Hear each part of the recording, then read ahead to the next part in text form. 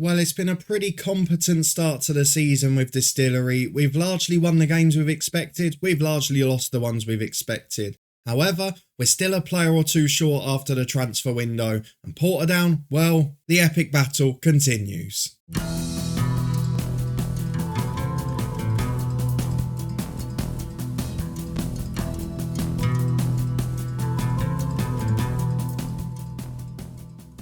Yes, hello and welcome along to part 47 of this Build a Nation story, Lifting Spirits from Distillery with me, Daniel.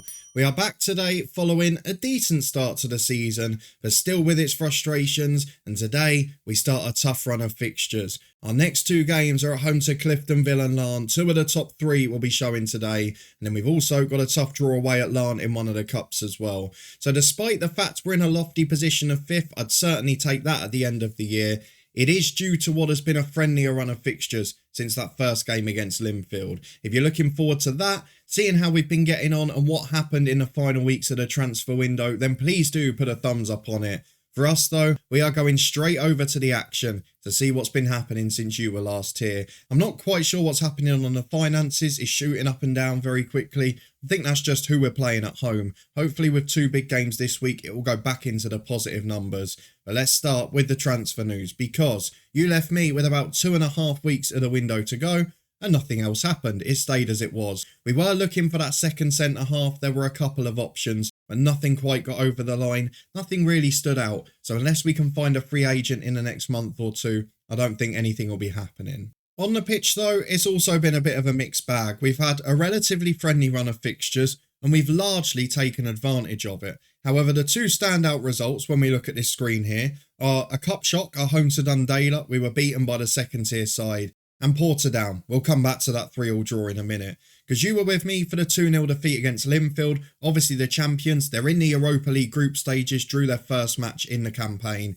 But then we played Dungannon, the promoted side, favourites to come back down. And we wiped the floor with them, quite frankly. But we were really helped at 1-0 by a red card, which allowed us to go positive, really push forward. McElhatton got himself a brace. Orkin and Latifa won a piece. Latifa absolutely brilliant in that game too. Let's go down to the Ballymena game where we won 4-2 away from home. We conceded early, but then we were fantastic. McElhatton got a hat-trick all on the break, and Barry Coffey got another one just before half-time. A 2-0 win in the League Cup against Newington. That man came off the bench and got both after a disappointing display from Leon Boyd. Then Portadown. At this point I was happy, and into this game I was very happy at half-time. But look at the last 5 minutes. From 3-0 up at half-time, from 3-1 up at the 85-minute mark, we managed to throw it away. They always find a way of coming to haunt us, Portadown, and they did so yet again. Orkin, McElhatton and Coffey with our goals. We look a lot more threatening through the middle, and Coffey, with the better runs of McElhatton, is also starting to look a better player too. Into September it wasn't quite so good. A 2-1 defeat at home to Dundalk. Annett and Corbett got their goals. McElhatton's consolation, not enough. But again, whenever we've rotated in the cup, we've looked really poor. Against Newington we struggled, against Dundalk we were awful, and the likes of Neil Graham, the likes of Leon Boyd, the likes of Darrell Evanston, are they even good enough to be backups? That's the question we've got to ask moving forward. For Coleraine, it was probably a more expected defeat. They're a good side and we kept them to 1-0. And then against Glenarvan, we bounced back with a 2-1 win. All the goals coming quite early. McElhatton from the penalty spot before Latifa for us, and their quick fire response was not enough. So we're in decent form. But we've not played any of those real big sides. Ballymena finished 5th last year. That's a decent result, but we played well against them in the playoff final. We just weren't able to get over the line. Yes, Portadown was disappointing. Yes, the cup was disappointing. But against Dungannon, against Glenarvan, we were excellent. So there's not been too many shocks yet this year. What would probably be more of a surprise is if we got any victories out of today's games, because maybe you'd expect a draw against Cliftonville, a defeat or a draw against Larne. Can we surprise them? Can we take advantage of the fact that they are expected to win and we can sit in and be a bit more cautious? Let's go and find out the only way we know how. Into the first of today's two games is Distillery v Cliftonville. It is an added problem that it's a 3-game week, so we're not going to have all of the players fit for both of these. But this is the game we've got the best chance of winning. So everyone who's fit will be in the side. Let's see how many it's going to be. There's over 1,000 through the gate. It's a better away support. I think our side is fit. And I don't think we're going to need to do anything to the rest of this squad. So this, when everyone's fit, I think, is now our 18 at the moment. It consists of 3 defenders, 3 midfielders and a striker on the bench, and a first 11 that has, well, a couple of weaknesses, but the clear one is Orkin at centre-half. He's had an okay start to the season, but if we can get a better partner for Williams, I do feel it will be on the right curve moving forward. The lineup for now, though, is Ethan Ross in goal, Bell and Dobb in the fullbacks with Williams and Orkin at centre-half, Daniels and Whitehall starting to improve and look good in the middle of midfield. Then Latifa, Coffey and Scott, the attacking midfield 3. They're all doing really well this year. Just need Lewis Scott to get his first goal. And McElhatton, he's got plenty of them, is up front on his own. Let's submit the team, get into the first of today's 2 games. I'd love it if we could get a few up and just rest people for the weekend. But the truth of the matter is, anything other than a defeat is a good result in these games. We did already see in last year's Cup semi-final how they played us off the park when it really mattered. They've got a good side, including Chris McKee up front, who was my #1 target in the summer. Levi Ives got sent off in that Cup game, didn't he? Dylan Berry's a good keeper at St Albans in real life. And then the 2 Hales, very good at this level of football. Johnny McMurray's still going on the bench. They've got a few youngsters too. So let's submit the team. Let's get through to the first half. Through the tunnel interview we go. And cross your fingers, we can get a result. And with just 4 minutes on the clock, it's a corner kick for Cliftonville, the visitors. Holden will put it in. You can see that big away support in that stand there. And it's a free header at the front post. We have adjusted the tactics a little bit from them, but we can't defend set pieces really. If you look overall as our team, I know we've got a few 6-footers, but we've not got any really physically imposing aerial threats. Orkin's the best with his jumping reach, but he's not a good header of the ball. We've not got that bigger striker. Most of our midfield, particularly the attacking 3, are tiny. So with half an hour gone, to be 0-0 is great. Any points we can pick up against these top sides is lovely. And then if we can be relatively consistent against the bottom half, maybe we can sneak in that top 6. Or could we go on a cup run? Doesn't look likely so far this year. As the ball's to the back post, headed away by Dobbin. Just like that cup tie though, we are under pressure. They had the better of the semi-final until the red card. And look who scored the goal. Thankfully, the offside flag is up. The referee's whistle goes. Because otherwise, Cliftonville would have been ahead. And Chris McKee, he is the man that might have been. If we'd had him, I would be very confident. 5 to the break is 0-0 at the moment. Neither side really on top, but Cliftonville probably look the more threatening. Let's get through the dressing room, tell the lads to keep going. They look a little bit nervy, but so far, not been bad at all. And with us level at the 65-minute mark, this is where we start to look at the weekend. Start to look at fitness, which isn't great in many positions. I'm not worried about Orkin because McDowell can just play instead of him on Saturday. And to be fair, most of our bench is good enough to start in a one-off game, but I'm going to take off Bell for Lucas. I'd like him to be fit. I'm going to take off Scott on the left wing for Convey, who we know can do a job at this level. I am missing someone like Buchanan today who could have come on the right, but what else can we do? McElhatton's not been great, but Boyd's offering no threat this year, so I'm not going to make that change. I might just wait a little while now. Whitehall is nervous. Is he good enough at the minute? Let's take him off for Crow. They're the 3 I'm going to make. 3 changes made, 25 minutes to go. Can the fresh legs earn us a draw? That's all I'm asking for. Get me a point, keep us in the mix, because early in the season, people will drop points. You can see Linfield struggling with Thursday night football. See Larne losing at Glentoran. And we tend to go here. I think we might just make 2 more to start resting people. McGill is back to fitness after a long injury layoff. He'll replace Dobbin for the final 10. And Barry Coffey in midfield. He'll be replaced by Killian Heaney. I'm aware at the weekend we're going to have to make 3 or 4 changes, but in the Larne game it's not so bad. We can play a bit more cautiously and counter-attack. Here, by the looks of the stats, we're finishing the stronger, but I don't think we've seen an attacking highlight all game until now. 91st minute, Daniel's the free kick taker. What can the youngster do? He's not had a brilliant start to the year, but he's been solid enough. And if he can put this in the top corner, he will be a very popular man. He's time wasting, not sure why. It's a good curling effort though, and it's just onto the roof of the net. 0-0 it remains. It will be the final score. Not the most entertaining to watch, and I'll apologise for that.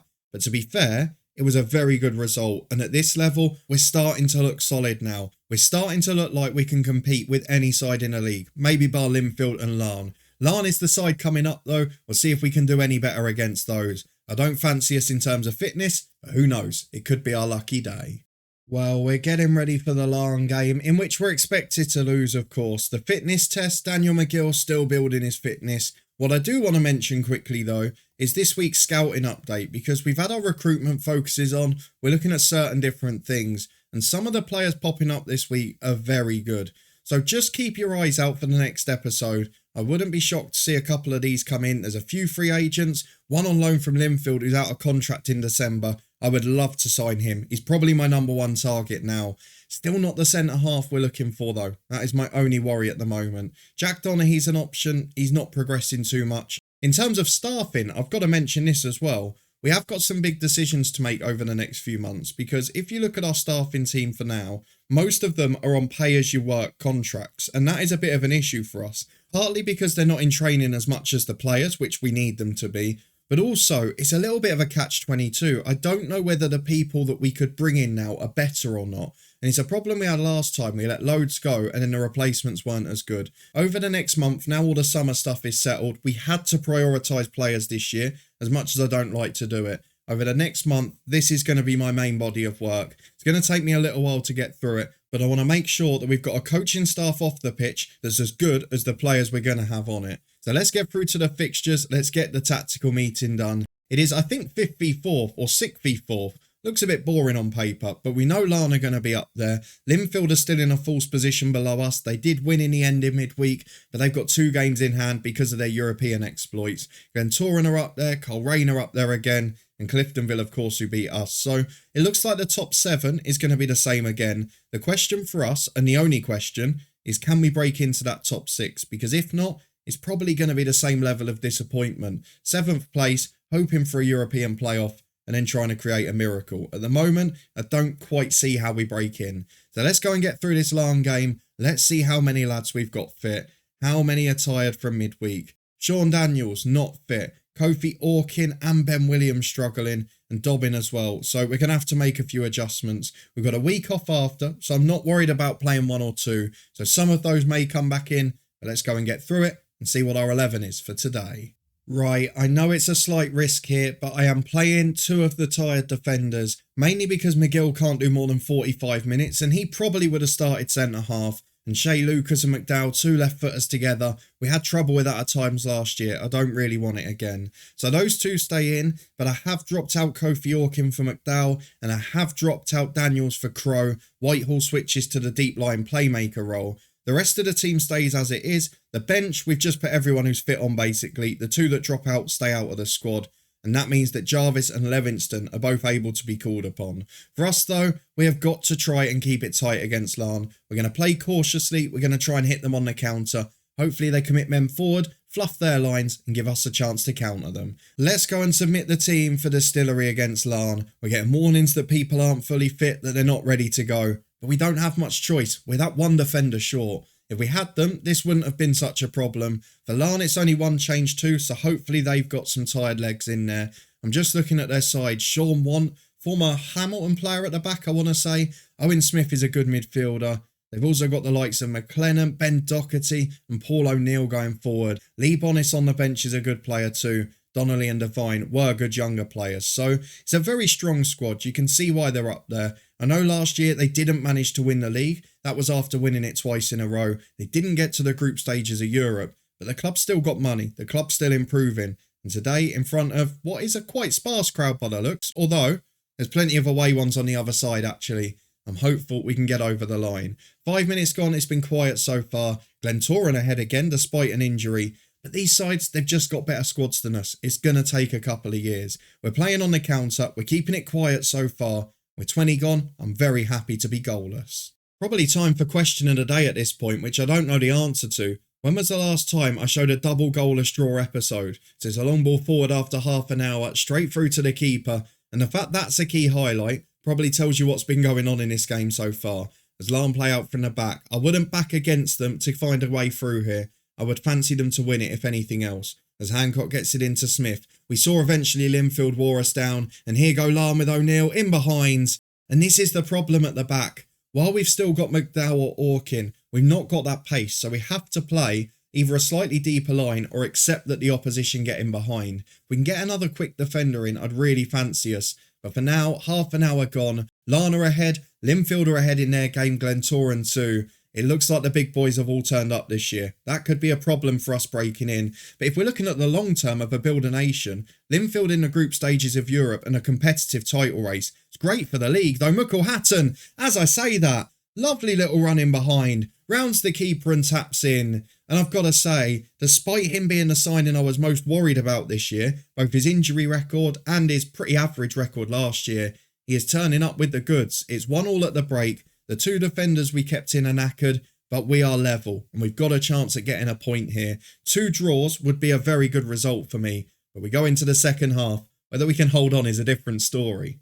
So here is Doherty on the left-hand side. Free kick for Larne early in the half. McDowell does well with it. Just looking at when we make those defensive subs, probably can't leave it more than 10 minutes. We've got McGill, we've got Lucas, and they're going to have to come on. So it will be 2 left-footed centre-halves. But what can we do at the back first? Curtis Bell's made a mistake, and the offside line was up just because they thought he was going to clear it.